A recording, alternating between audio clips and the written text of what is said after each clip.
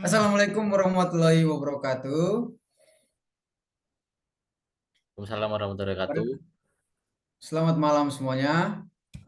Pada kesempatan ini kami dari kerjasama kelompok akan mempresentasikan hasil kerja kami terkait penerapan bisnis intelijen pada perusahaan IT. Langsung saja kita masuk kepada penjelasan terkait penerapan bisnis intelijen pada perusahaan IT.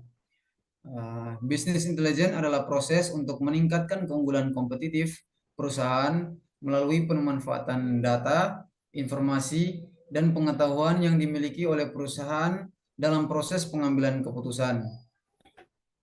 Ukuran perusahaan mungkin bisa diukur seperti pertanyaannya seperti ini. Apakah perusahaan itu merupakan startup, perusahaan menengah, atau perusahaan besar? Jadi pertanyaan itu bisa menjadi tolak ukur untuk perusahaan itu kira-kira ukurannya itu sudah sejauh mana. Adapun tujuan dari penerapan bisnis intelijen itu mungkin lebih spesifiknya itu untuk mencapai keunggulan kompetitif tadi dan juga untuk meningkatkan efisiensi dan meningkatkan pendapatan terhadap perusahaan tersebut. Yang selanjutnya ada pada penerapan bisnis intelijen atau BI itu ada 5 tahapan. Yang pertama ada data sourcing, kemudian yang kedua ada data analis, yang ketiga ada situation awareness, yang keempat analisis risiko dan decision support. Apa sih dari masing-masing tahapan ini?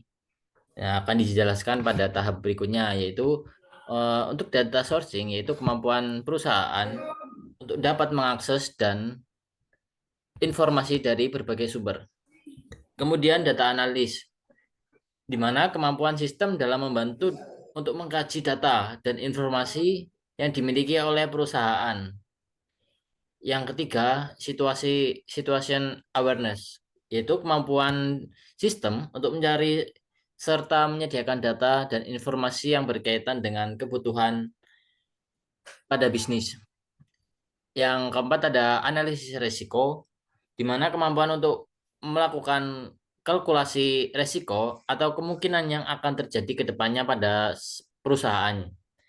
Yang kelima ada decision support, yaitu kemampuan sistem dalam membantu manajemen mempertimbangkan pengambilan keputusan berkualitas. Oke, yang berikutnya eh, mungkin kita kasih contohnya di sini.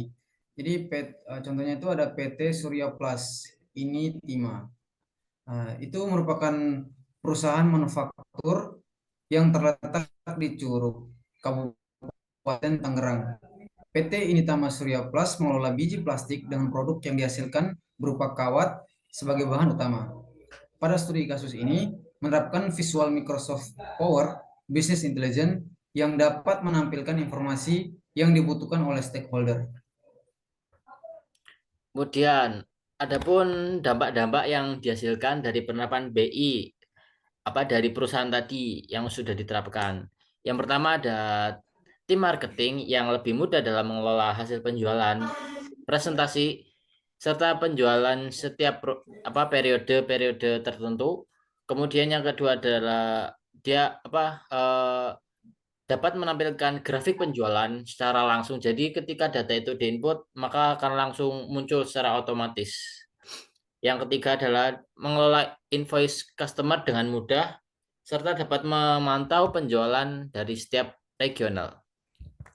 Dan yang terakhir, kesimpulan yang didapatkan adalah dashboard informasi di mana menyediakan visualisasi data penjualan per pelanggan dan marketing untuk membantu stakeholder dalam memantau perkembangan penjualan dan rincian transaksi. Yang kedua, sistem bisnis intelijen, pembangunan dan sistem dashboard dengan baik. Mungkin segitu saja yang dapat kami sampaikan. Apabila apa ada kesalahan atau kekurangan, eh, mohon dimaafkan. Eh, Kami akhiri. Assalamualaikum warahmatullahi wabarakatuh. Assalamualaikum. Waalaikumsalam warahmatullahi wabarakatuh.